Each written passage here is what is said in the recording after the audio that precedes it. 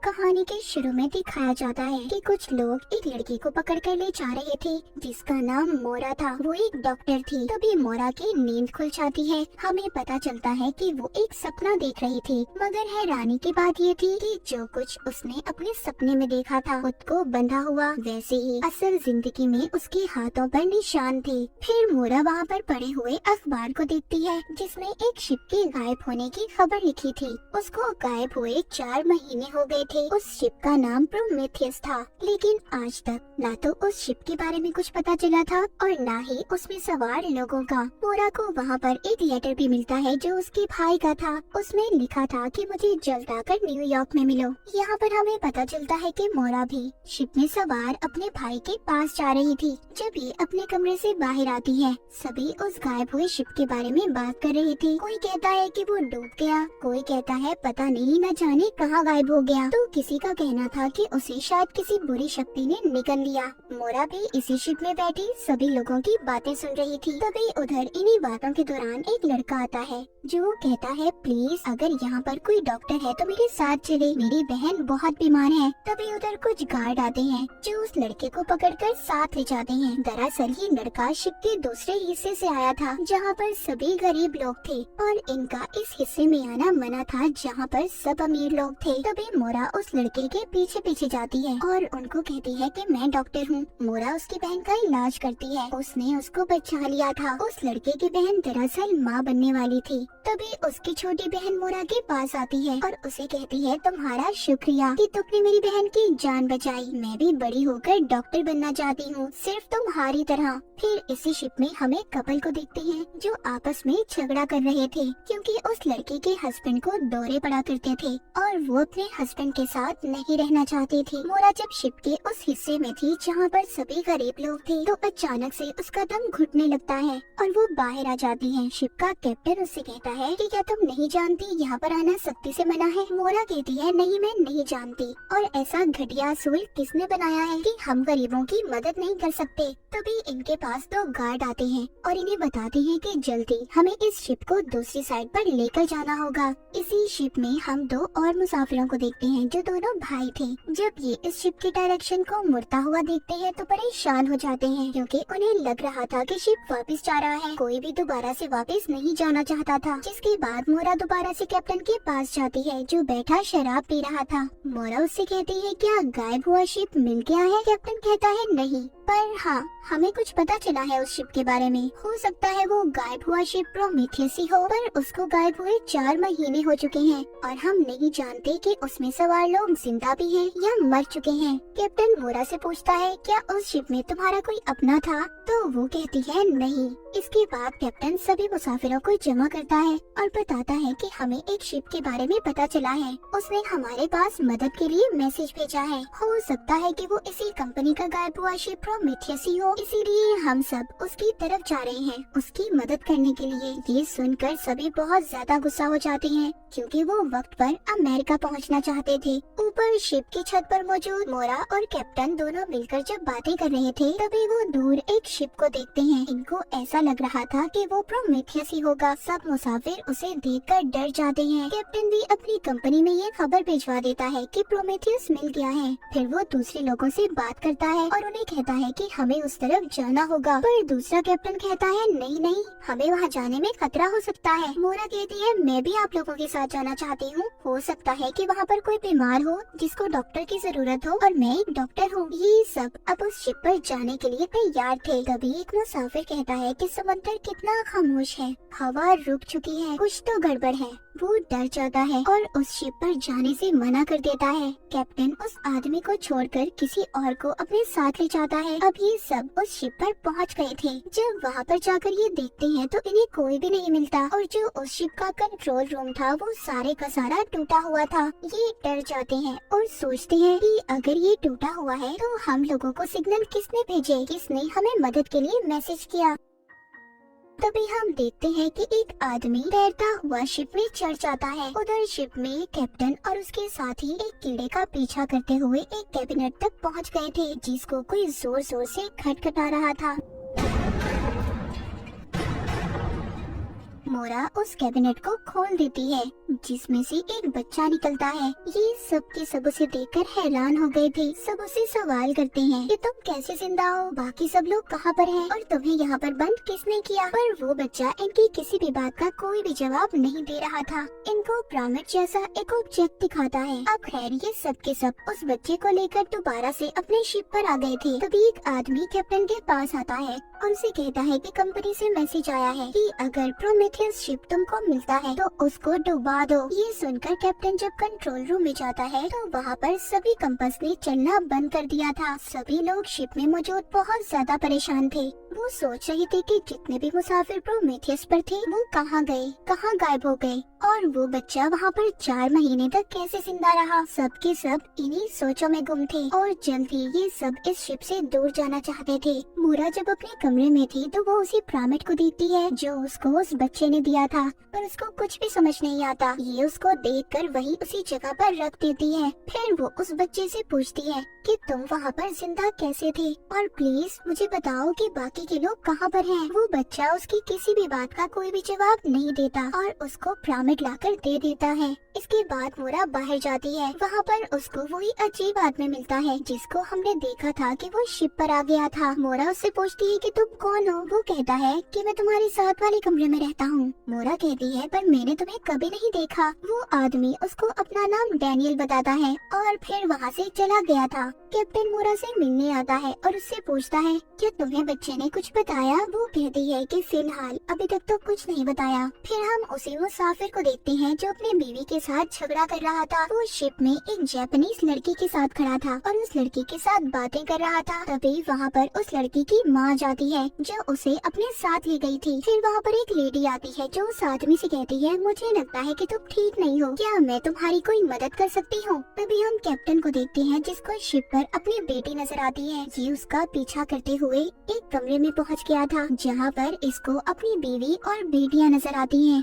जो इसका वहाँ पर इंतजार कर रही थी। पर अचानक से वहाँ पर आग लग जाती है। कैप्टन दूर जाकर गिरता है। उसको वही कीड़ा नजर आता है जो उन्होंने प्रोमेथियस शिप पर देखा था। उसको वहाँ पर एक सीढ़ी भी दिखाई देती है जिस पर वो चढ़कर सीधा अपने कमरे में पहुँच गया था। फिर ये दोबारा से जब चेक करने जाता है तो नीचे कुछ भी नहीं था, चारों तरफ दीवारें थी। उधर मोरा कमरे में बैठी जब उस बच्चे से बातें कर रही थी तो वो उसकी गर्दन पर एक निशान देखती है। जब वो उस निशान को छूने लगती है तो बच्चा उसका हाथ पकड़ लेता है और उसको कहता है चुप। इतना कहकर वो वहाँ से चला जाता है। तभी उधर कमरे में कैप्टन आ जाता है जो उस बच्चे पर बहुत ज्यादा गुस्सा कर रहा था और उससे पूछता है बताओ तुम कौन हो और कहाँ से आए हो और उस शिप पर क्या हुआ था। मोरा कैप्टन को बाहर ले जाती है और उसे कहती है ये क्या कर रहे हो तुम। वो कैप्टन उससे कहता है कि कुछ तो गड़बड़ है, मुझे इस शिप पर अपनी बेटी दिखाई दी जो मर चुकी है। ये बातें सुनकर वहाँ पर डैनियल भी आ गया था जिसके बाद कैप्टन वहाँ से चला जाता है।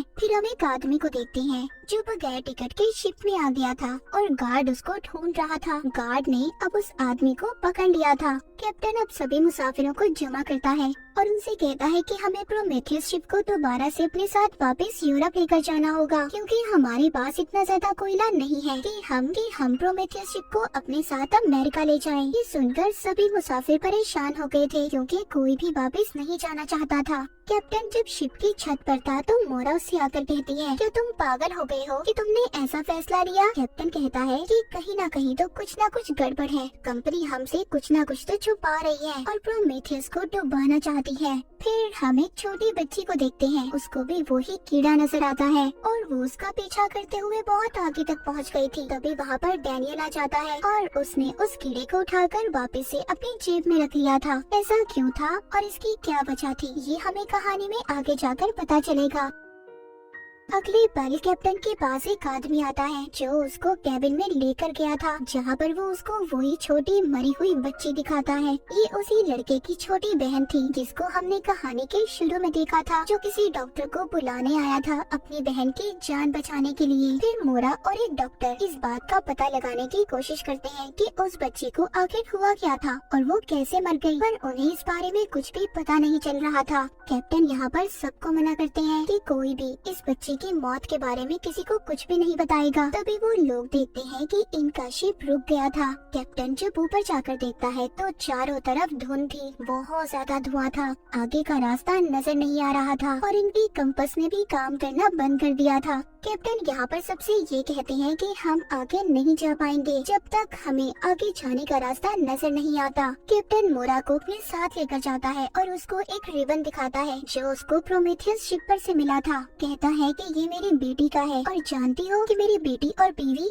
आग लगने की वजह से मर गए थे। मोरा कहती है कि आप शायद पागल हो गई हैं और तभी ऐसी बातें कर रहे हैं, ऐसा कुछ भी नहीं है। कैप्टन मोरा को वो रास्ता भी दिखाता है और कहता है कि ऐसा रास्ता मैंने शिप में कभी नहीं देखा, हालांकि मैं शिप के कोने कोने को जानता हूँ। प्रोमेथियस पर कुछ तो गड़बड़ है, तुम्हें दोबारा से मेरे साथ जाना होगा। हमें पता करना होगा कि वो एक बच्चा ही उस शिप पर कैसे जिंदा था। उधर शिप पर जो बच्ची मर गई थी उसकी फैमिली बहुत ज्यादा परेशान थी और उसको हर तरफ ढूंढ रही थी। उधर कैप्टन भी दोबारा से प्रोमेथियस शिप पर जाने के लिए तैयार था, मगर सब उसको समझा रहे थे कि प्लीज ऐसा मत करे, वहाँ पर खतरा हो सकता है, पर वो किसी की भी नहीं सुनता और मोरा को लेकर उस शिप के लिए निकल जाता है। शिप पर गार्ड उस फैमिली की बच्ची को भी बता देता है कि वो मर चुकी है। उसकी बहन उसकी लाश को उठाकर अपने हिस्से में ले आती है, जहाँ पर उसका भाई भी जब अपनी छोटी बहन को मरा हुआ देखता है तो बहुत ज्यादा गुस्सा करता है और गुस्से में शिप की खिड़कियों को भी तोड़ देता है। जब गार्ड बाहर आकर देखता है तो शिप में और भी बहुत से लोग थे जो मर चुके थे। उधर कैप्टन भी मोरा के साथ प्रोमेथियस शिप में चीजों को ढूंढ रहा था। उन्हें वहाँ की जमीन में वैसा ही खुफिया दरवाजा नजर आता है जैसा कैप्टन ने अपने कमरे में देखा था। मोरा जब चेक करने जाती है तो उसे वहाँ पर कुछ भी नहीं मिलता। इधर शिप में वो छोटा बच्चा पिरामिड को लेकर बेड के नीचे था। तभी वहाँ पर डैनियल आ जाता है। वो उससे पूछता है क्या तुम्हें वो मिला, जिस बात पर वो बच्चा ना में सर हिलाता है। इसका मतलब ये था कि डैनियल और वो छोटा बच्चा दोनों एक दूसरे को जानते थे, पर आपस में क्या लगते हैं ये अभी तक इस कहानी में नहीं पता चला। उधर शिप में मोरा और कैप्टन बर्नर को चेक कर रहे थे। उन्हें ऐसा लग रहा था कि शायद यहाँ के लोग जलकर मरे हो। इसी दौरान वहाँ पर कैप्टन को मुसाफिरों की लिस्ट मिलती है जिसको वो मोरा से छुपा लेता है और अपने पास रख लेता है। शिप में गार्ड सभी लोगों के पास जाता है और उन्हें कहता है कि हमारे लोग मर रहे हैं, हमें कुछ न कुछ करना होगा और सब में बंदूकें बांट देता है। कहता है हमें खुद ही शिप को चलाना होगा। फिर एक आदमी कैप्टन के पास आता है और उसे बताता है कि सब लोग बगावत पर उतर आए हैं, आपको जल्दी इस शिप को चलाना होगा। लेकिन इससे पहले कैप्टन कुछ करता, वहाँ पर सब लोग आ जाते हैं और कैप्टन को कैद कर लेते हैं। पर अचानक से इनका शिप गायब हो जाता है, ये लोग कहीं और आ गए थे। गार्ड उसी आदमी को अपने साथ ले जाता है जो बिना टिकट के शिप में आया था। उससे कहता है कि तुम्हें सभी मरे हुए लोगों की लाशों को पानी में फेंकना होगा। फिर वो कंट्रोल रूम में आता है और वहाँ पर बताता है कि प्रोमेथियस शिप गायब हो गया है। वो उसको बताते हैं कि प्रोमेथियस नहीं बल्कि हमारा शिप गायब हुआ है, हम नहीं जानते कि हम कहाँ पर आ गए हैं। वो आदमी उसको बताता है कि मुझे लगता है हम दोबारा से उसी जगह पर आ गए हैं जहाँ से हम 3 महीने पहले चले थे। फिर सभी वो गरीब लोग जिनके पास बंदूकें थी वो सभी अमीरों पर हमला कर देते हैं और उन्हें कहते हैं बताओ ये सब क्या हो रहा है, हमारे ही लोग क्यों मर रहे हैं। उन्हें एक आदमी आकर कहता है कि हमें कंपनी का एक मैसेज आया था जिन्होंने हमें कहा था कि प्रोमेथियस शिप को डुबा दो, पर जब से ये बच्चा हमारी शिप में आया है सबके सब लोग मर रहे हैं। उस छोटी बच्ची की माँ कहती है जो मर चुकी थी वो बच्चा एक श्राप है, एक कर्ज है, उसको मरना होगा। सभी मुसाफिर बच्चे को मारने के लिए तैयार हो गए थे। बाहर वो आदमी जो लाशों को पानी में गिरा रहा था वो वहाँ से भागने की कोशिश करता है, पर गार्ड्स उस पर गोलियां चला देते हैं। उनमें से एक गोली उसके बाजू पर जाकर लगती है। उधर दूसरी तरफ कैप्टन को भी छुड़वा लिया जाता है। खैर वो सभी मुसाफिर जो बच्चे को मारना चाहते थे वो मोरा के पास जाते हैं और उसे कहते हैं कि बताओ हमें वो बच्चा कहाँ पर है, उसको हमें दे दो। ये मोरा के कमरे में जब उस बच्चे को तलाश करते हैं तो वो तो इन्हें कहीं पर भी नहीं मिलता और मोरा को भी उसी कमरे में बंद कर चले जाते हैं। पर तभी उसको बेड के नीचे से आवाज आती है। जब ये देखती है तो उधर बिल्कुल वैसा ही खुफिया दरवाजा था जैसा इसने कैप्टन के कमरे में देखा था। जब वो उसको खोलती है तो वो बच्चा उसके अंदर छुपा हुआ था। फिर हम डैनियल को देखते हैं जो नीचे की तरफ जाकर जहाँ से शिप को चलाया जाता था एक डिवाइस को जोड़कर एक पैटर्न को हल करने की कोशिश कर रहा था। हम देख पाते हैं सभी मुसाफिर उस बच्चे की तलाश में थी। वो एक एक कमरे को चेक कर रहे थे। कैप्टन भी छुटकर एक खिड़की के रास्ते से बाहर आ गया था। मोरा जो उस बच्चे के साथ बंद थी वो दरवाजा खोलने की कोशिश करती है मगर वो नहीं खुल पाता। तभी वो बच्चा अपनी जेब से कीड़ा निकाल कर छोड़ता है जिसने दरवाजे को खोल दिया था। ये दोनों भी अब बाहर आ चुके थे और कैप्टन तक पहुंच जाते हैं। पर तभी वो गार्ड और बाकी मुसाफिर आकर कहते हैं कि हमें वो बच्चा चाहिए और कुछ नहीं। कैप्टन जब उनको रोकता है तो गार्ड उस पर गोली चला देता है और ये बच्चे को अपने साथ ले जाते हैं। वो बच्चे को शिप की छत पर ले गए थे। वहाँ पर वो बच्ची जिसकी मौत हुई थी उसकी माँ कहती है कि ये बच्चा श्रापित है, इसी की वजह से सब लोगों की मौत हुई है। मैंने अपनी बेटी को खोया है। ये हमारी आत्माओं को इकट्ठा कर रहा है। इसकी भोली सूरत देखकर इस पर बिल्कुल रहम मत करना। इसे उठाकर पानी में फेंक दो। तभी वहाँ पर कैप्टन और कुछ लोग आ जाते हैं जो वहाँ पर सभी लोगों को मारने लगते हैं। बच्चे को बचाने के चक्कर में सबकी वहाँ पर लड़ाई हो गई थी। मगर इसी बीच उस छोटी बच्ची की माँ जो मर चुकी थी वो उस बच्चे को उठाकर पानी में फेंक देती है। मोरा जब ऐसा करते उसे देखती है तो वो तो सहम गई थी। वहाँ पर अब बारिश भी होने लगी थी। अब उस बच्चे को तो मार दिया था। जब ये सब आकर नीचे बैठते हैं तो कैप्टन मोरा से कहता है आखिर सच क्या है, तुम्हें कुछ तो बताना ही होगा। मुझे प्रोमेथियस शिप पर से मुसाफिरों की लिस्ट मिली है जिसमें तुम्हारा नाम भी शामिल है। आखिर तुम हो कौन? तभी वहाँ कैबिनेट से एक रोशनी आती है। वो बच्चा जिसको समंदर में फेंक दिया था एक बार फिर वैसे ही निकलता है जैसे वो प्रोमेथियस शिप पर से निकला था, लेकिन इस बार वो निकलकर मोरा को गले लगा लेता है। सभी मुसाफिर उसको देखकर हैरान थे। यहाँ पर क्या हो रहा था किसी को कुछ भी समझ नहीं आता। पहले तो सब उस बच्चे के बारे में जानना चाहते थे मगर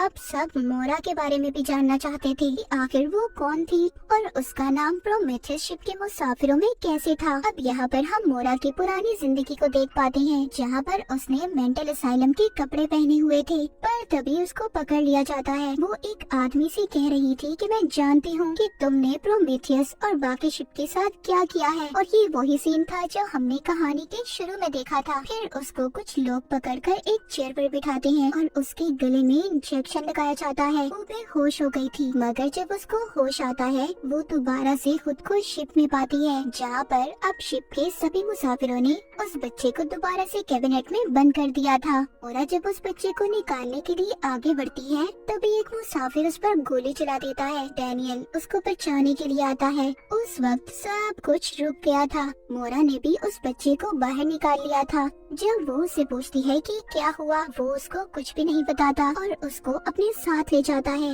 लेकिन जिसके बाद सब कुछ ठीक हो गया था कैप्टन डैनियल को पकड़कर पूछता है कि आखिर सब चल क्या रहा है। मैंने तुम्हें खुद मोरा से बात करते हुए सुना है, क्या तुम दोनों मिले हुए हो? पर वहाँ पर वो लड़की कैप्टन को शांत होने का कहती है जिसकी छोटी बहन मर चुकी थी। लेकिन एकदम से वक्त रुक गया था। उनको घड़ी के चलने की जोर जोर से आवाज आती है। सब हिप्नोटाइज हो गए थे। देखते ही देखते शिप के सभी मुसाफिर शिप पर से पानी में कूदने लगते हैं। ये सब देखकर मोरा दोबारा से उस बच्चे से पूछती है सब क्या है और ये सब क्या चल रहा है। वो बच्चा उसको एक कागज पर लिख कर देता है कि खामोश हो जाओ, हमें कोई सुन रहा है।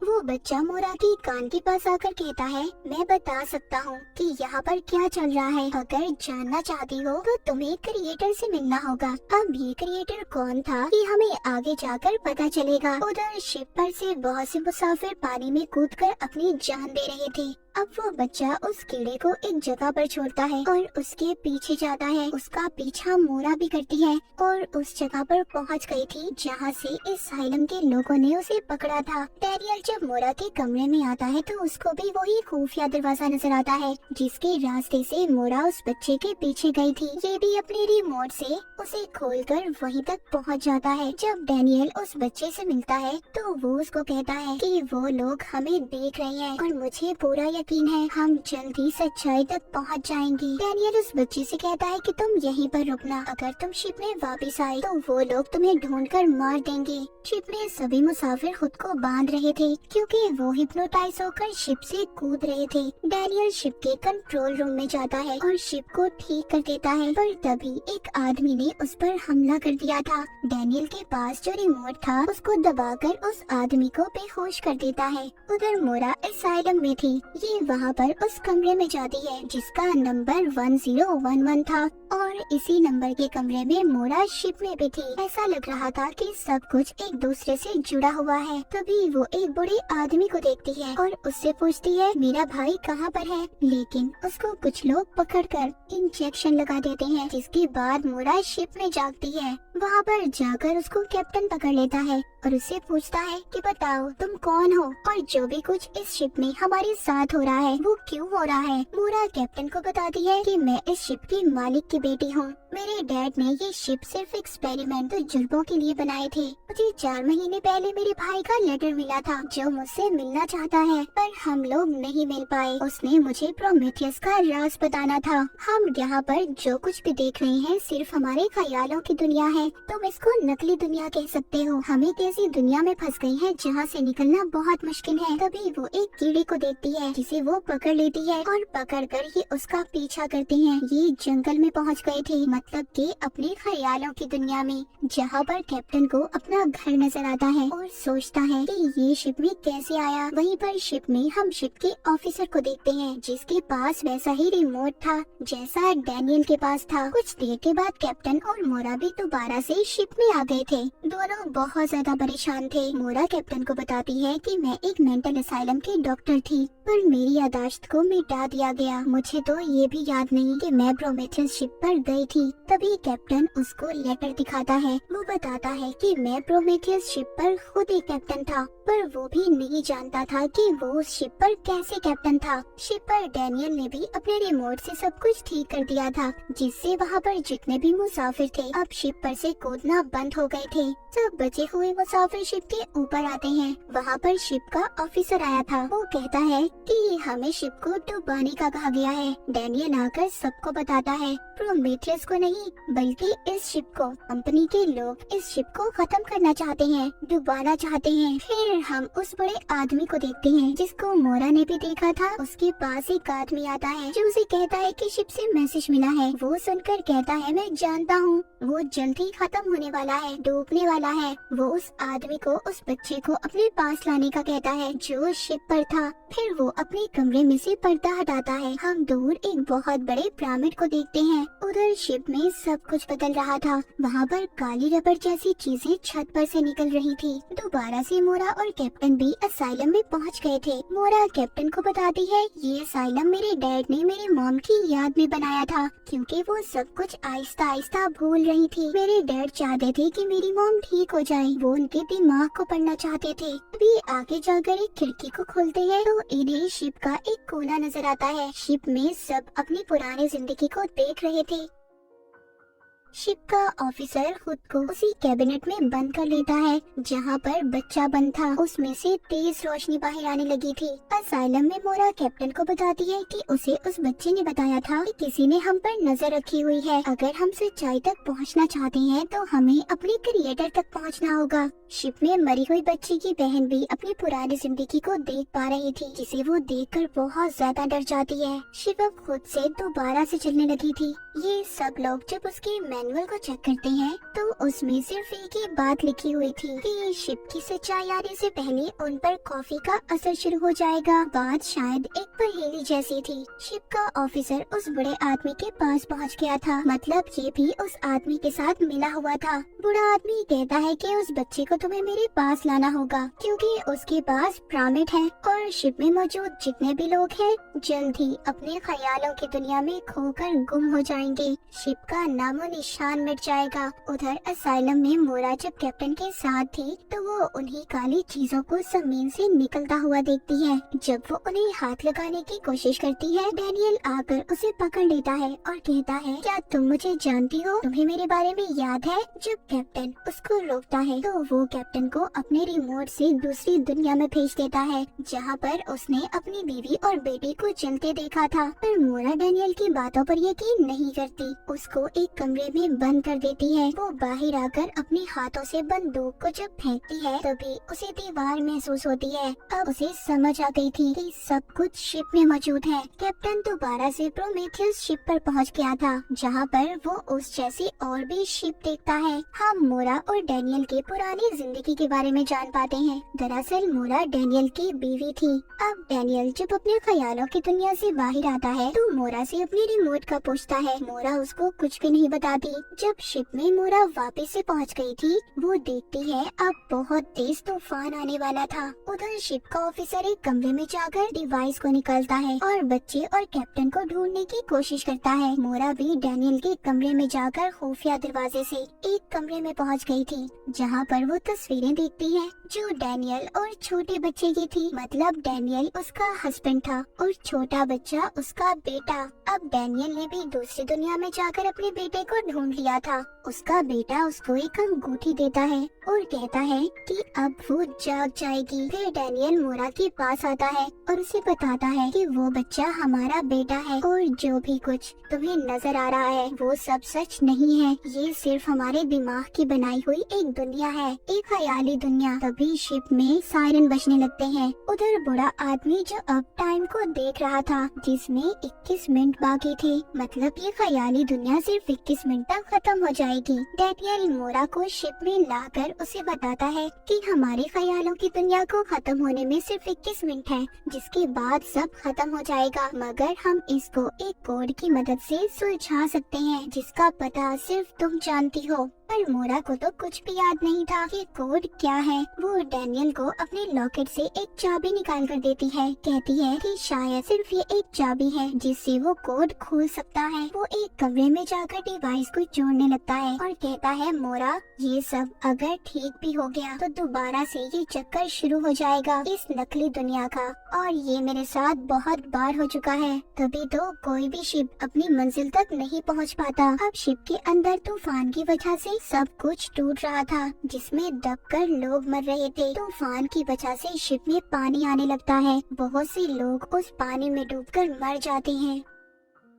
उधर बूढ़े आदमी के पास शिप का ऑफिसर आता है। उस बच्चे को लेकर एक माइक के जरिए वो बूढ़ा आदमी डैनियल और मोरा से बात करता है। कहता है कि अगर तुम अपने बेटे को बचाना चाहते हो तो तुम्हें मुझे वो चाबी देनी होगी जो तुम्हारे पास है। डैनियल सब मान जाता है और आने के लिए तैयार था। उस बूढ़े आदमी के पास वही पिरामिड था जिसको वो खोलता है। उसमें एक की होल था, उसी में वो चाबी लगनी थी। टाइमर में भी 10 सेकंड बाकी थे। मतलब वो शिप भी गायब होने वाला था। उसको भी उसी जगह पर भेजा जा रहा था जहाँ पर आज तक सभी शिप्स गायब हुए थे, यानी कि शिप के कब्रिस्तान में। शिप को भी सबके साथ खड़ा किया जा रहा था जो आज तक गायब हुए थे। सभी मुसाफिर शिप के ऊपर थे और सोच रहे थे कि उनके साथ क्या हो रहा है। कैप्टन अब दोबारा से शिप पर आ गया था और मोरा से पूछता है ये सब क्यों, ऐसे क्यों है हमारे साथ, कोई भी नहीं जान पा रहा इसके पीछे राज क्या है। मोरा सबको बताती है कि मेरे डैड ने इस शिप को सिर्फ तजुर्बे के लिए बनाया था